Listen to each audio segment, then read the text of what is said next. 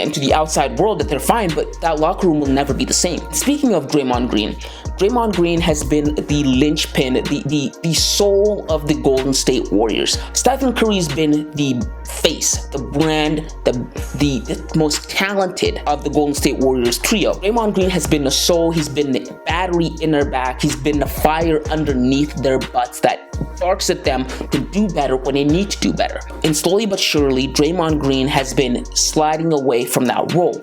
And I can understand why.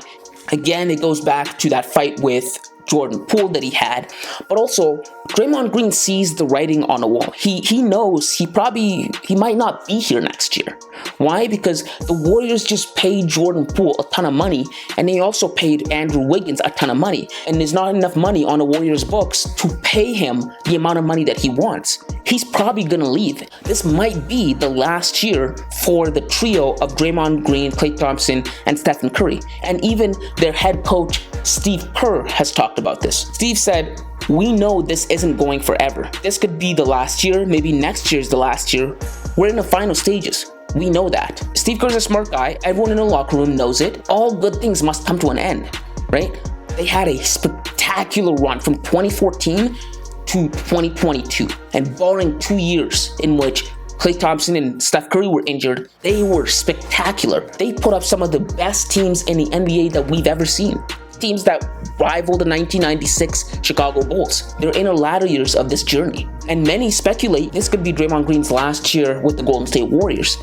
Reports have been coming out that the Lakers are interested in Draymond Green, and Draymond Green noticeably looks like he's interested in the Lakers, particularly because how much he's been cozying up to LeBron. A few weeks ago, the Warriors played the Lakers, and mid-game, while Draymond Green was on the bench, LeBron comes up to Draymond Green in front of the Warriors bench, and they start chopping it up and laughing right in front of Draymond's teammates. And you could tell from their looks, like they were not happy with that. And there again speaks to that rift, that fragmentation of the team. The writing's on the wall. We all know where this is going. But with all that being said, we have to also talk about the huge elephant in the room, Klay Thompson.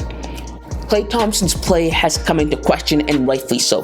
Klay Thompson hasn't been himself since he returned all the way back in December of 2021. And in order for the Warriors to be the Warriors that we know and love, Klay Thompson has to be Klay Thompson.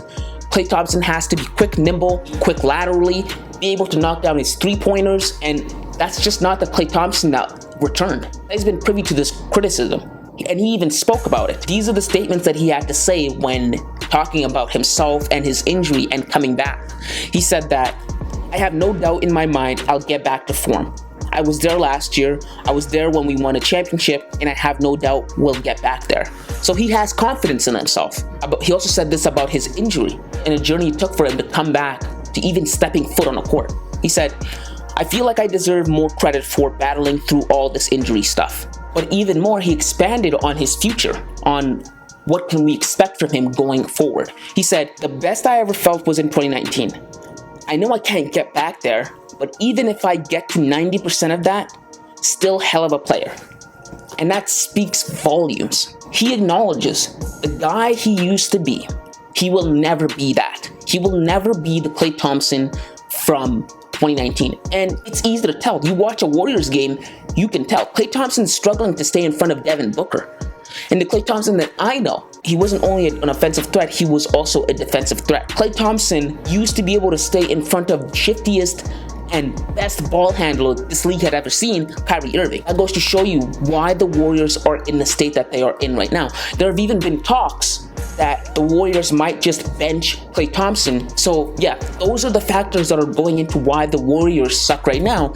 And it's just very, very shocking and surprising because it's like they walked off a cliff. Nobody goes from winning a championship to being a below 500 team 15 games into the season without losing a star. They didn't lose anybody. Yeah, guys, those are just my thoughts on the Warriors and why they are struggling right now. If you like this kind of content,